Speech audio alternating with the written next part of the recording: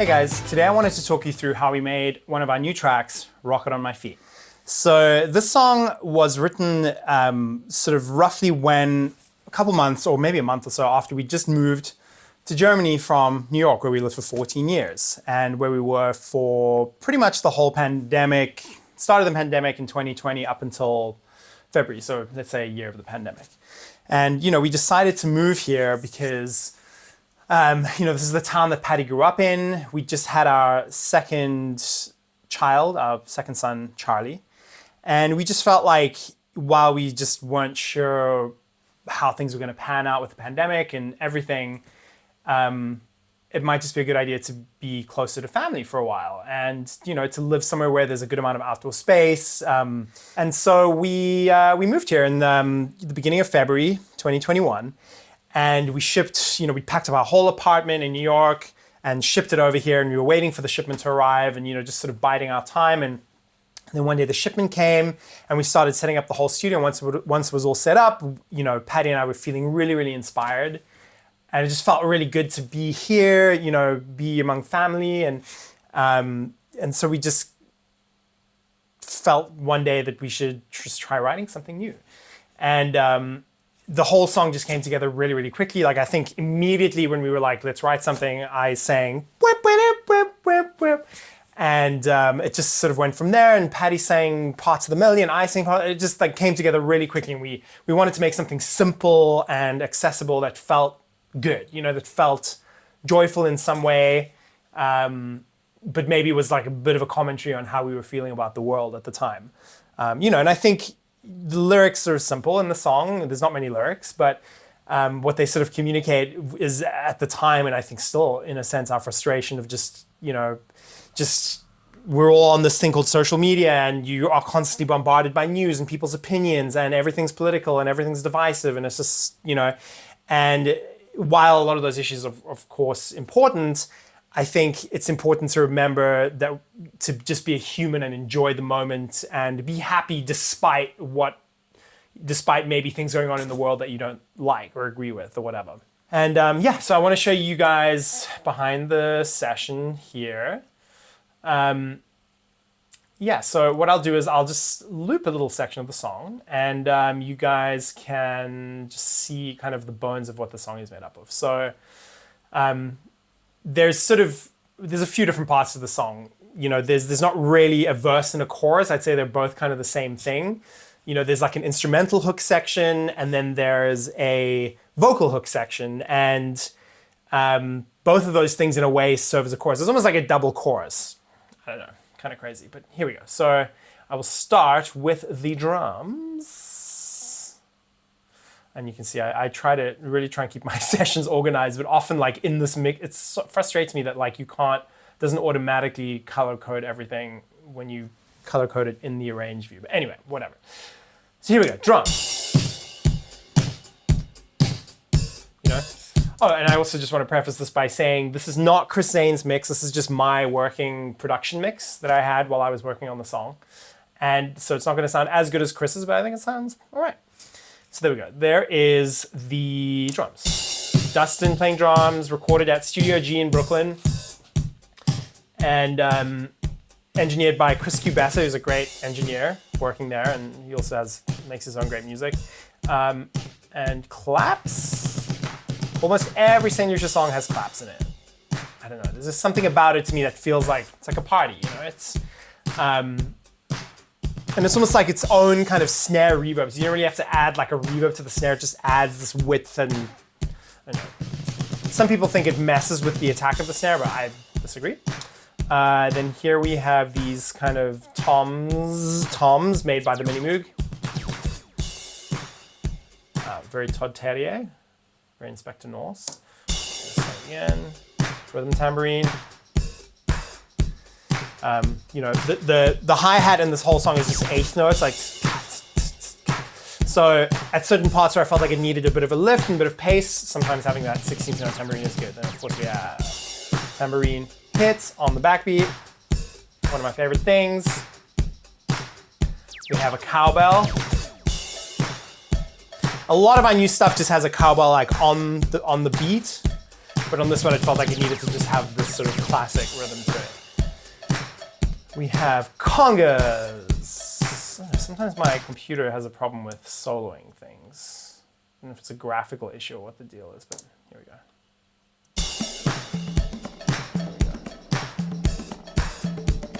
You know, I like to record congas with just one, with my RE20. Here it is, trusty RE20. This was the vocal mic for this whole record. I love it. Used to always use a really nice condenser, but I've really grown to love dynamic mics on vocals. And the conga is the same thing. I just stick it right above in the middle between the high and low conga. And it just sounds great. Sometimes I use a room mic as well, sometimes I don't. In this case, I don't think I did. I have a space echo, I have a spring reverb. Love spring reverb on congas, bongos. I just think it just adds this kind of like, I'll just turn it up a bit so you guys can hear it. Just has a bit of like it, just has something to it, you know, little space echo slap. Anytime you see SE in my sessions, it's space echo. I record space echo on almost everything. To me, it's one of the most useful sounds. It's just, you can have it low, you can have it louder, you can just like, and it's just, you know, I record a lot of my effects because I like to be able to just play with them and to almost have them set, you know, not have that thought of like, oh, I could just go change the delay time or the release or something. It's just like set and I don't have to think about it anymore. It's like done. And then we have the bass synth. Made up of a few different layers. This is just the direct Mini Moog bass, just my Mini Moog up there. I have it going through my SP12 amplifier, my Ampeg SP12, Dimension D for chorus, classic chorus sound, all buttons in. Then the Dimension D distorted through my Electron Analog Heat processor, which is another one of my favorites. A fuzz, which is a fuzz setting on my Eventide H3000, which it's called Fuzz EQ Compress. It's just like this insane stereo fuzz that just is so good on bass sources. And Rob Kerwin told me about it. Rob Kerwin, who he worked with me on Hyperion, and he's worked with PJ Harvey, with Hosier, with a bunch of different people, and great guy. And he taught me many, many good tricks. So a little bit of space echo slap. Like on the 16th, very low, you probably can't hear it right now. The other thing I love to do on a lot of our new stuff is sending the drums through this little vocoder pedal. The Electro-Harmonix V256 this is one of the oldest pedals I own. Patty got it for me, I don't know, around 2008 or something, because I really wanted a vocoder and it was only like $200 or something, $250. And I've just used it on so much stuff. And so like I send the drums through this. So you basically send it in the mic input. And then the instrument input, I use my Selena String Ensemble, which is a really classic keyboard again. And trigger that with the drums and record a high octave, low octave, pan them, have a bit of effects, and then it has this sound to it.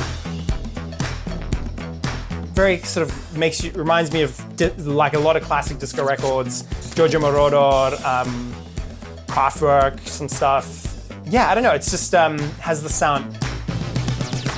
You know, and it just adds this kind of rhythmic synth element that would be hard to program. I don't know, it's good. Then we have the main synth melody. It's the Mini Moog.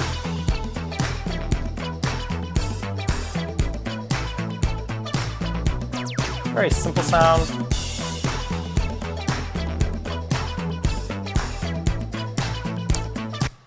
Again, just kind of sound memory makes me think of, again, classic disco records. You know, not overcomplicated. I think it was just one oscillator on the Mini Moog. Let me check it out. So it's like, so turn all the oscillators off. Up. Yeah, it was definitely one oscillator. Bit of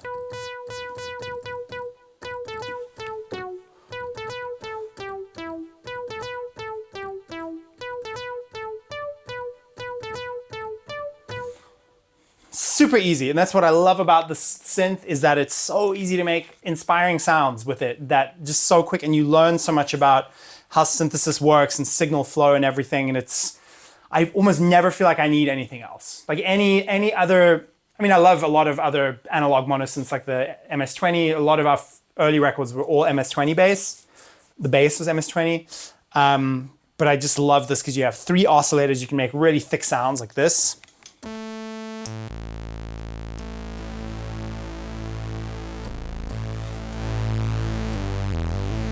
And then from that to the bass sound on this song, which is something like this.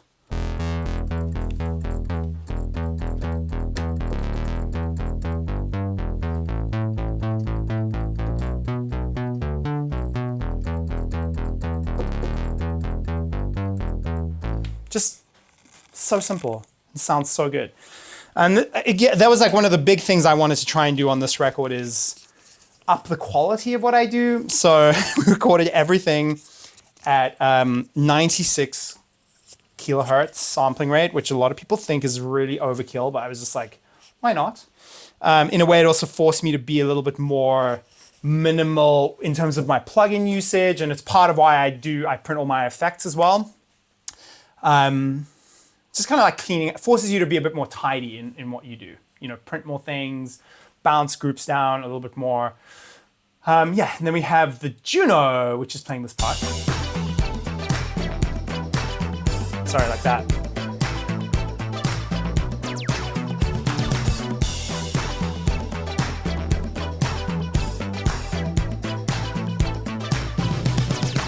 So kind of going along with what the lead synth is doing.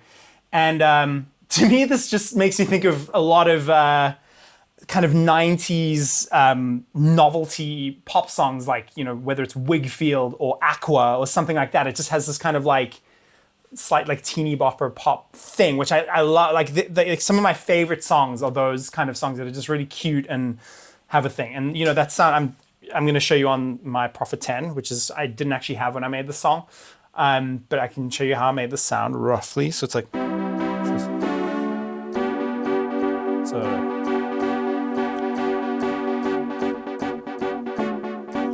So it's like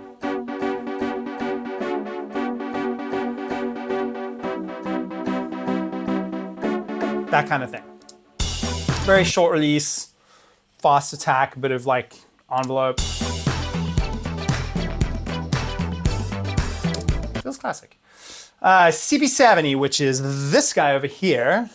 So I have a quick sip of coffee. So CP70 is a beautiful keyboard from the late 70s, early 80s that was developed because I guess touring musicians wanted to be able to tour with the piano, but they didn't want to have to actually lug a whole grand piano with them. So essentially what Yamaha did, I stand to be corrected, I'm not an expert on this, but they made essentially like the electric guitar version of a grand piano. So if you can think of a piano, it really has like the strings in it. It has everything that makes up a piano except for the sounding board, so it doesn't resonate in the same way that a piano does. It has a few less strings on some of the notes, or a string less on some of the notes. Has pickups, but it just has a really particular sound. And I'll show you the part here.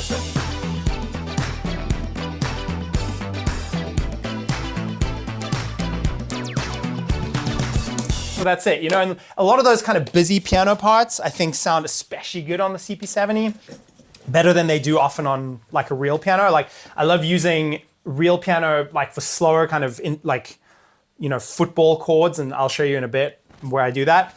But I love to use the CP70 for fast stuff. And I have this kind of way of playing it where it's, it's trying to sort of do the bass line a little bit, and the things that are happening on the right, and it's almost like the middle ground between the bass line and the higher up kind of chordal stuff. So it's something like this, like.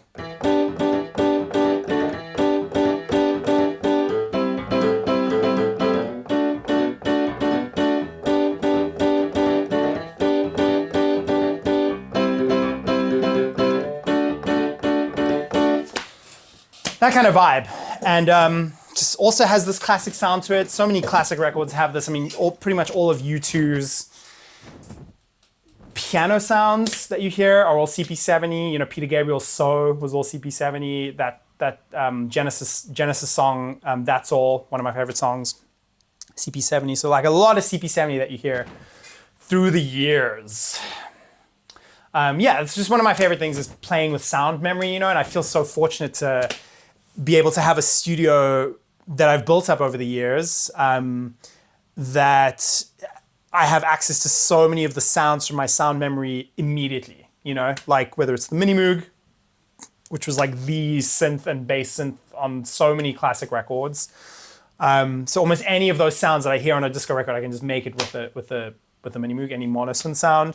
Juno 106, also super classic, has like, I feel like it really complements the Prophet really well, and the Prophet is my newest synth that I got. I had a Prophet 08 for years. That was my first polysynth that I had, and we still use them for touring, but I got this Prophet 10, which is kind of like, to me, feels like the Ferrari of synths.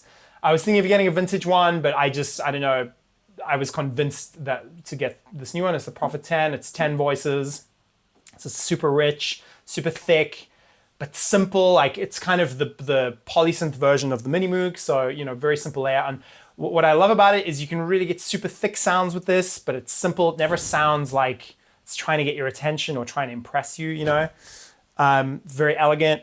And the Juno 106 has a little bit more of like a toy quality to it, which I think sometimes can feel a bit more relatable in some kind of way. It's kind of the relatable cousin of the Prophet 10. Obviously, the Juno 6 is a way more affordable synth than the Prophet 10. I don't have my Juno plugged in, unfortunately, right now. But yeah, that original synth sound in the track is the Juno. So it just has this great thing. You can't do the same kind of oscillator rub, so the sounds are not quite as thick sounding. But it's not at all to its detriment. But one of the best things about the Juno is that it has a really great sounding built-in chorus that I absolutely, absolutely love, and it's very hard to replicate that with anything else. Love it. Yeah. Okay, so what else do we have? We have these Mellotron strings that come in a bit later, right here. Also kind of classic sound. I mean, obviously classic sound. Mellotron is a super classic thing. To me, that speaks to me of like Ennio Morricone, and it speaks to me of late 90s kind of pop house, like Stardust, Fatboy Slim. I don't know, it just has that quality to me that I love. Especially when you put like a flanger or like a phaser on it, it has such a great quality. And that's what's so cool about this Mellotron is it just has so many of these sounds that you feel like you've heard before somewhere, but you don't quite know where. And if you don't know what a Mellotron is, it is, this is digital Mellotron. So this is digital samples, but the Mellotron was the original sampler as far as I know. And basically each key had a reel of tape, and, so each key would have like either a whole orchestra or one violinist playing, and they recorded it on a reel of tape and then, reproduced it onto a bunch of reels of tape. So when you would play like a chord, it would be, say it was a 5-note chord, you'd have 5 reels of tape going together. And that's how sampling began, essentially. But now it's digital, but they've resampled all of those tapes very, very nicely. I love that thing. Then we have, over here, we have a Juno pad at the end. Crystallizer on it. Also one of my favorite effects, really gives a great lift. If you want a magical feeling and a bit of a sparkly, spacey feeling at some point in the song, really, really does that super well. So here we go. A little better. So yeah, so that is this crystallizer, which is this sound. And basically what it is it's essentially, it's the H3000 does it. It takes a sound that you send through it and it pitches it up multiple octaves, like up to like an insane, crazy high level. And so it gives a sparkly sound like it's crystals, and then it adds delay, it delays that as well, like adds echo to it. So you just end up with this like beautiful esoteric sound, that just is such a great lift. All right, and then we have these piano chords here, which is like the chic element I was talking about in this song. Here you can hear them.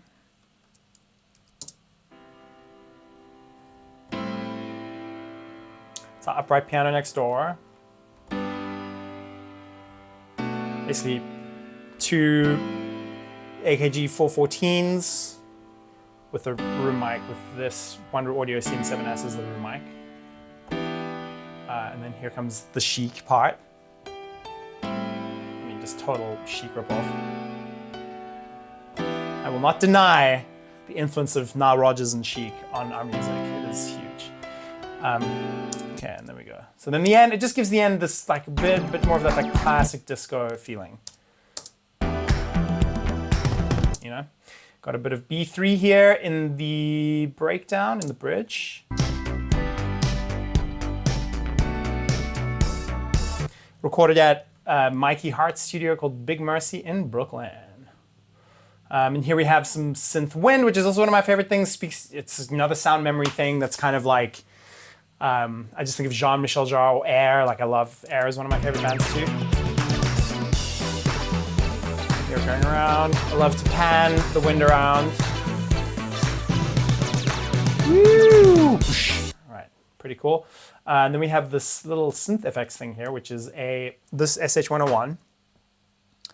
And I can never remember exactly how to make the sound when I need to make it, but I know I want it when I want it. And so I go ahead and make it, and it's something to do with, I'll play it for you first. Yeah, great little sound. It's like noise modulation. So like the modulation on the oscillator is like being modulated by the noise or something. I don't even know. But I get there when I need to. And then here we have, oh wait, why are we not hearing that? Oh, of course, because it's on solo. And here's some like synth effects. It's like there's a random arpeggio function on the SH-101 that I love sometimes for this kind of thing. And I think I used this this Chase Bliss mood pedal on this. Like it was going through this, and you can just pitch it up or down, and I didn't even understand how this thing works. I never read the manual. I'm always too eager to read the manual. I just want to play with it. And so I love that I just like whenever I pick this up, I'm entering a new world that I don't understand. It's fun, you know. I mainly love to use just classic stuff, you know, classic sounds as the base, but then add a few kind of things that feel like they're taking you to a different universe, and that's one of the things that I love to use. All right, what else do we have here? We have a Minimoog lead, which is like, this is like the party starter.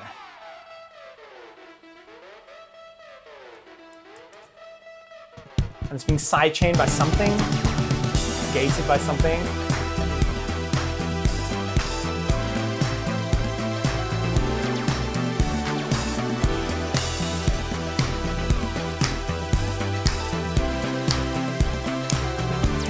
Yeah. I love that it goes to this kind of, it takes off. You feel like you're lifting off into space, and it feels kind of epic, and it feels, has this like glorious like I'm trying not to say something that like is like tooting my own horn too much, but it has like it's like a luxurious feeling to the end. We have Selena String Ensemble, another classic sound.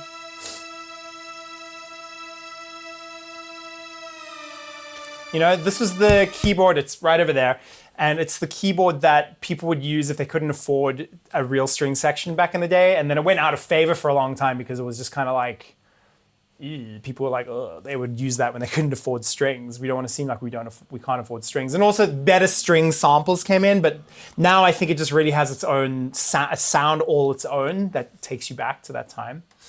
And of course, here we have the electric guitar. One of my favorite parts of the song. I love this. Again, Nile Rodgers, Chic influence.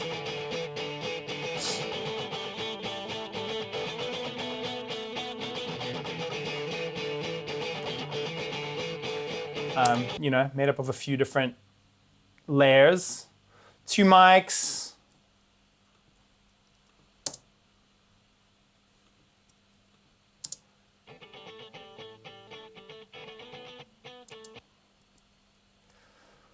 The Korg STD 3000 pedal, which is one of my favorite pedals. It's what the Edge uses to get his delay sound. The rack mount unit, not the pedal. And then a distortion, which is this Electron analog heat. Because I just felt like it needed a bit more like grit and like attitude, this part. So additional distortion part. And then, what else do we have? We have these acoustics, which basically just have this Ennio Morricone vibe again.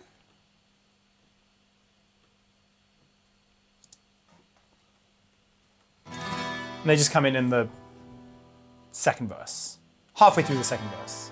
Just kind of take you to this other place. I'm always so tempted to pair them with castagnettes because I feel like that's the kind of world you like going to, like Spain or something. The other thing that comes in there is this vocoder on the vocals, which then is like a cool. And it only comes in there. Oh, and in the bridge. So yeah. All right, so now we get into the vocals. So lead vocal, even though it's not a real lead. My vocal, slap, space echo slap, slightly longer space echo with a bit more feedback. Quarter note, space echo with a bit more feedback. The double, chorus, which I think is H3000 chorus. AMS, non-lin, reverb, and then some other reverb. I don't think it's a reverse verb. I don't know why I said reverse verb there. Weird. Okay, and then here we have my harmonies.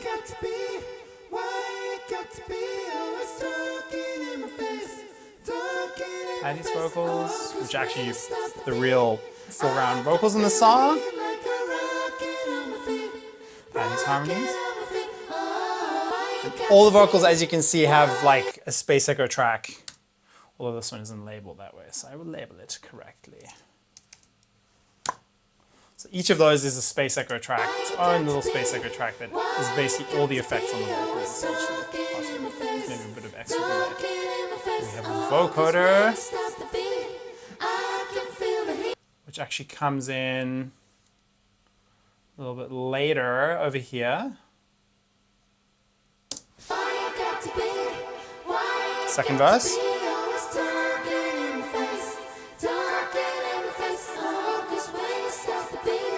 Yeah, so that's all the vocals. There you go.